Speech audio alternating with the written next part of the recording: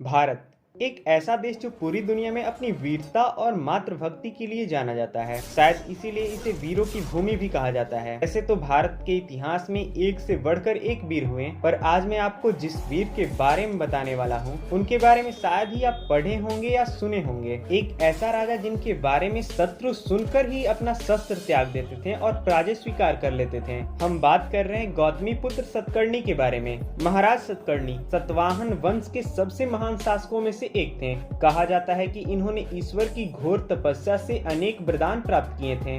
महाराज सतकर्णी लगभग 25 वर्ष तक शासन करते हुए न केवल अपने साम्राज्य की खोई प्रतिष्ठा को पुनर्स्थापन किए, बल्कि एक विशाल साम्राज्य की स्थापना भी की। गौतमीपुत्र सतकर्णी का वर्णन शक, यवन तथा पहलाव शासकों के विनाशकर्ता के रूप में हुआ है। इनकी सबसे बड़ी उपलब्धि क्षहरात वंश के शासक नहपान तथा उनके वंशजों उनके हाथों हुई पराजय को मानी जाती है। इनके बारे में कहा जाता है कि जिस युद्ध में ये हिस्सा लेते थे दुश्मन पहले ही पराजय स्वीकार कर लेते थे। इनका साम्राज्य उत्तर में मालवा तथा काठियावाड़ से लेकर दक्षिण में कृष्णा नदी तथा पूर्व में बहरार से लेकर पश्चिम में कोंकण तक फैला हुआ था। महाराज सतकर्णी का एक और युद्ध ग्रीक के विश्व विजेता के साथ हुई थी, जो युद्ध लगभग 3 दिनों तक चली, जिसमें गौतमीपुत्र सतकर्णी की जीत हुई। क्या आप इनके बारे में जानते थे? कमेंट में जरूर बताइएगा और चैनल को सब्सक्राइब करना मत भूलिएगा।